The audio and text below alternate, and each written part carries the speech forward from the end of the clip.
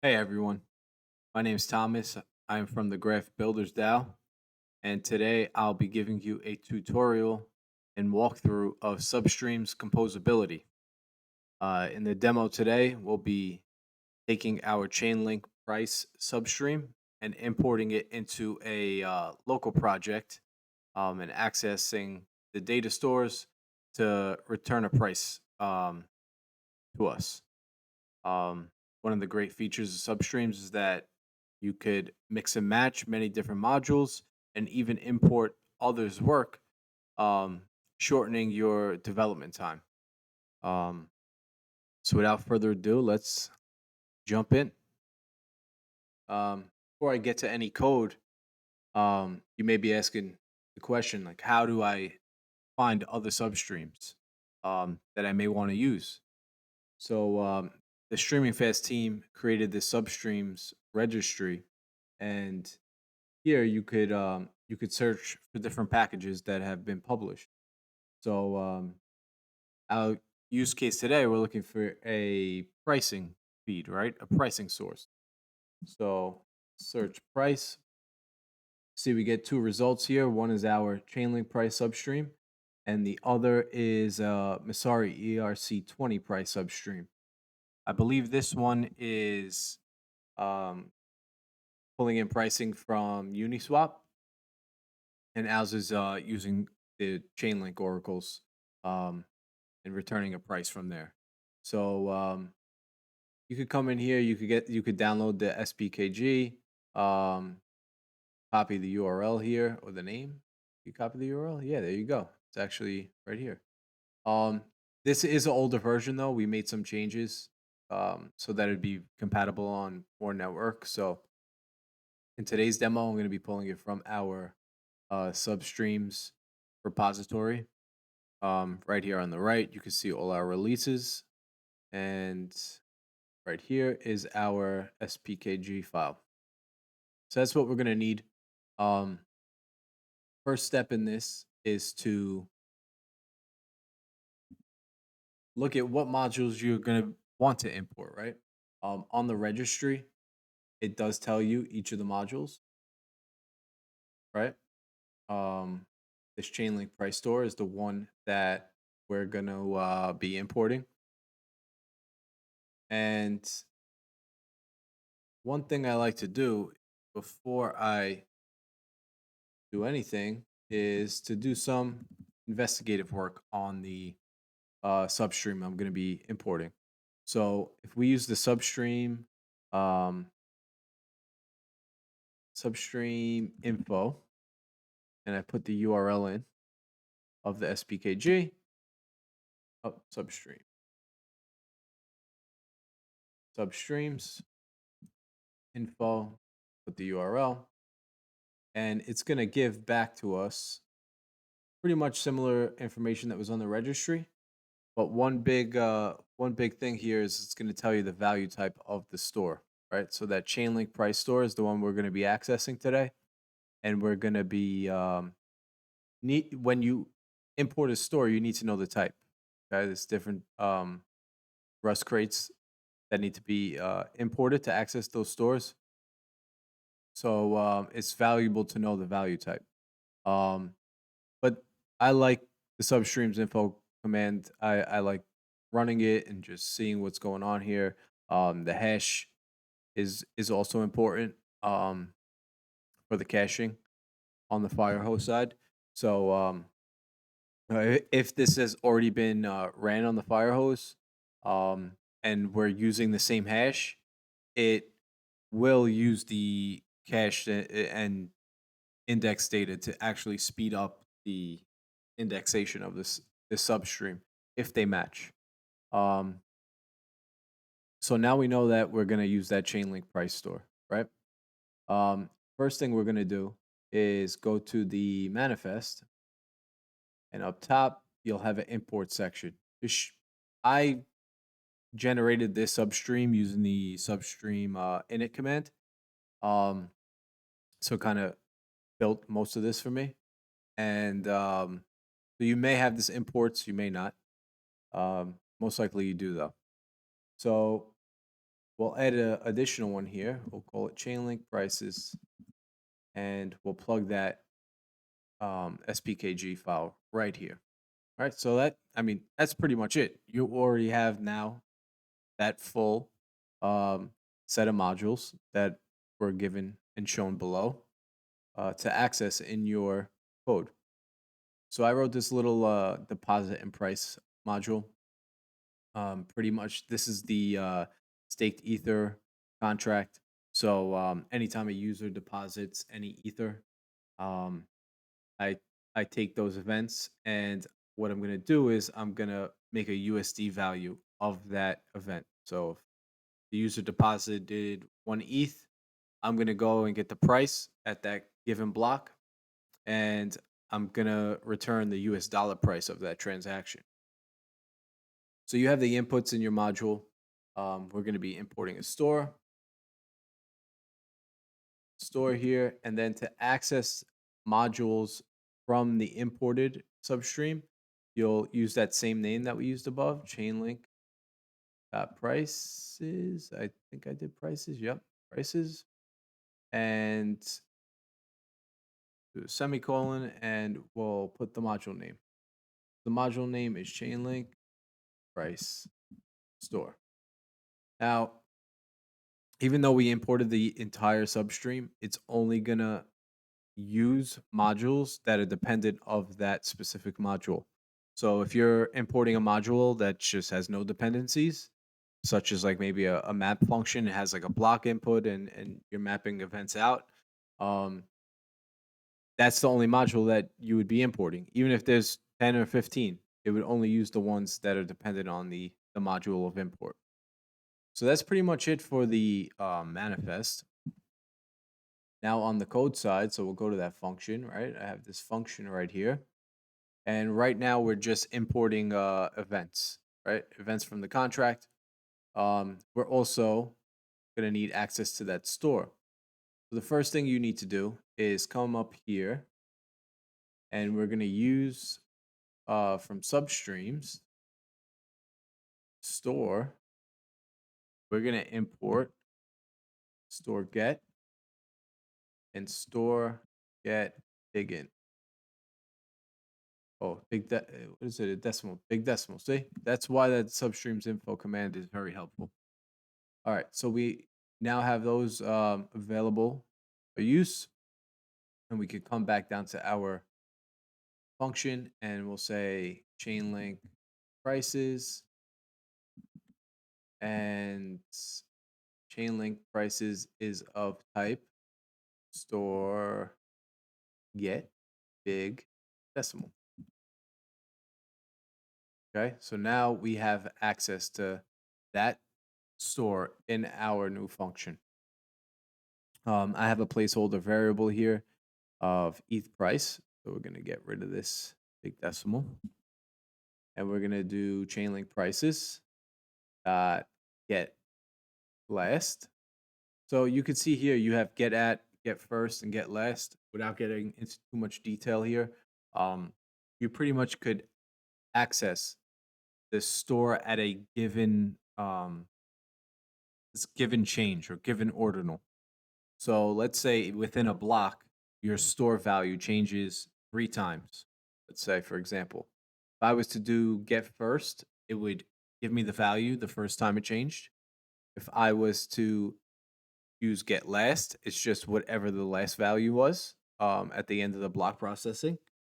And then get at, you could specify the ordinal. As you can see, there's an additional parameter, and you could say, hey, I want ordinal number 2, 3, whatever the case may be. But in this case, we just care about the last price. It doesn't need to be that accurate. So we'll just do get last, and then you're going to specify the key. So for this, you kind of have to know the underlying code of the substream. We probably could add some documentation to our GitHub and let you know what the keys are to access. Just to give you some background, we allow you to access by contract address. of the pair. So if you know the two contracts of the tokens you want to look up, you could look them up by them. You could look them up by the symbol. So if you know the two token symbols, you could look up the price that way. And you also could look up by the Chainlink contract oracle.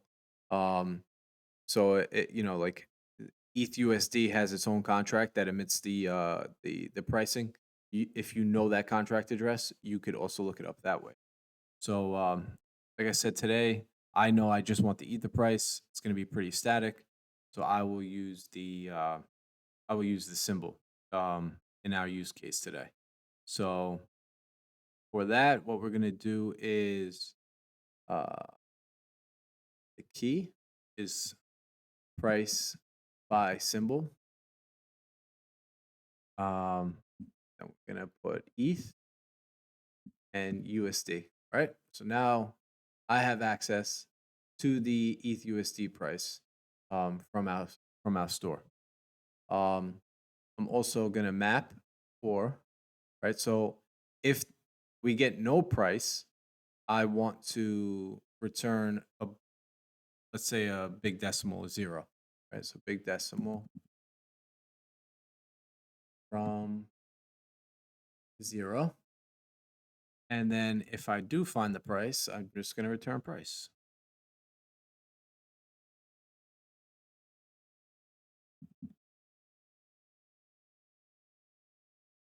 And that line, get rid of the errors, and there we go. So now ETH price is always going to be a big decimal. Now in our struct here, our user deposit struct, I told you that I would be wanting to multiply this price that I retrieved by the amount that was actually deposited. So right here, you could see we do that multiplication, and I store it in the USD value. And that's pretty much it. It's all you have to do to import a substream, which is beautiful. So we'll save this. Let's clear this out, and we can do make builds.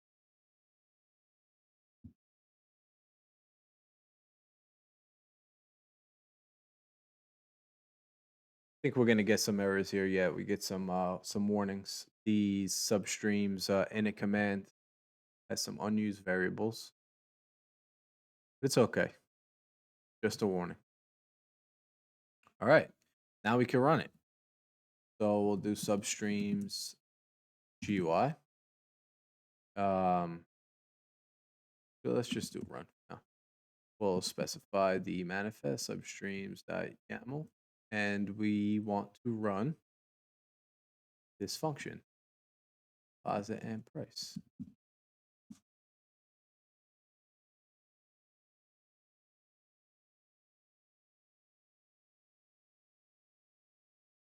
Oh, we get an error. Okay.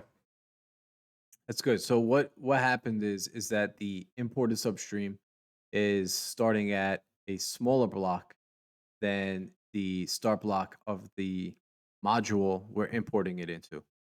So there's two ways to go about this.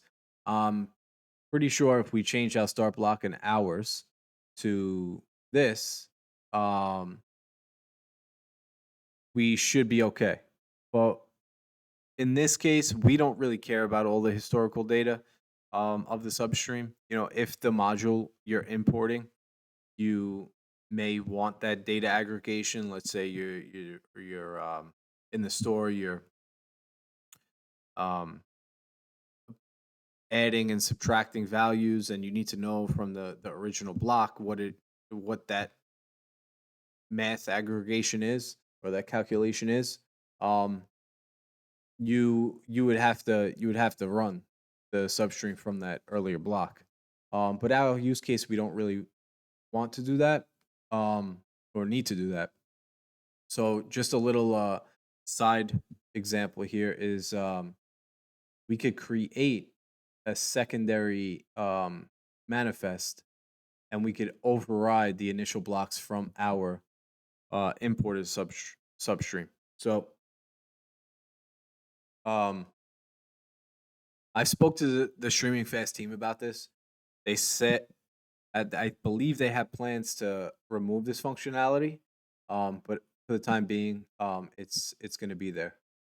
They want to be, from what I understand, you're going to be able to do this from your main manifest rather than have to create a secondary one. So I have this secondary one here. Just called it substreams.chainlink.yaml, and we have this derived from field, right? So in our main manifest, we have this GitHub URL here, right? In this one, we're going to do that same GitHub URL. We'll create a package name and a version. And then we have this initial block section. So we're going to set the starting blocks, the ones that match my manifest, right? These start blocks here. So once you create this, what you'll need to do is do a substreams pack and point it to that substreams.chainlink.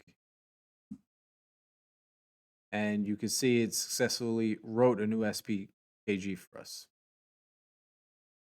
So now what we're going to do is we're going to import this SPKG rather than importing GitHub to my manifest. I'm going to change this to just that file name since it's in the root directory of the project.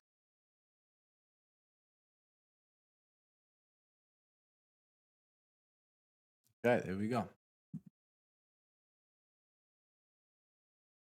So now with that, I will try and run this substream again. Substreams, let's do the GUI this time. Pretty sure this is going to work. Point to the demo file, and we're running deposit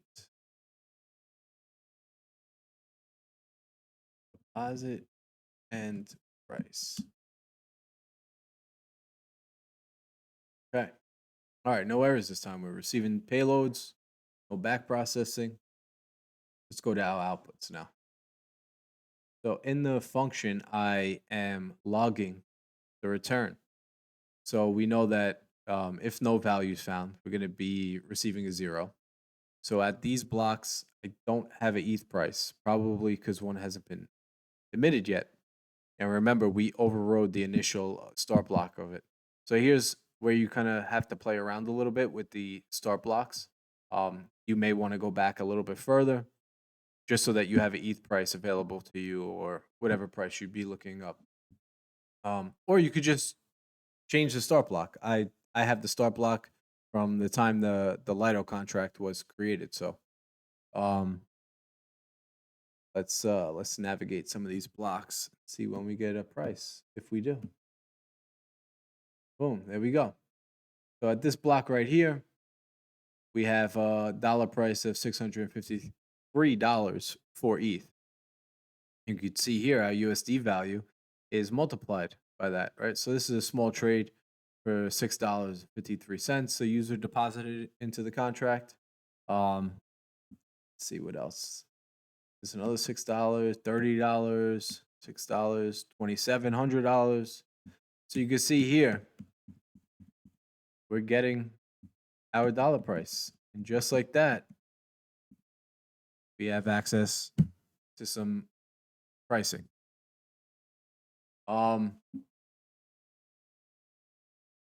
This is awesome. You know, just keep these things in mind as you're building substreams out. You want to make them composable. You want to make them so that they could be imported into other substreams. Even the use of parameters, which maybe we'll do another tutorial down the road on that. But just keep that in mind as you're building out. One of the beauties of this of Substream. So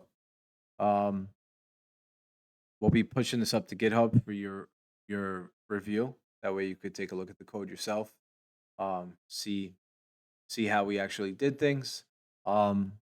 I really hope this was helpful to you guys. And if you want, you could always come by our Discord channel. You could go to Streaming Fast Discord channel. Everyone's really, really helpful, interactive. It's where I spend a lot of time. Um, learning things myself. I always look at others' questions and um, just see the response because it just how you build up some knowledge, right? So, um, yeah, I can't wait to see you guys come stop by, and we'll speak to you soon.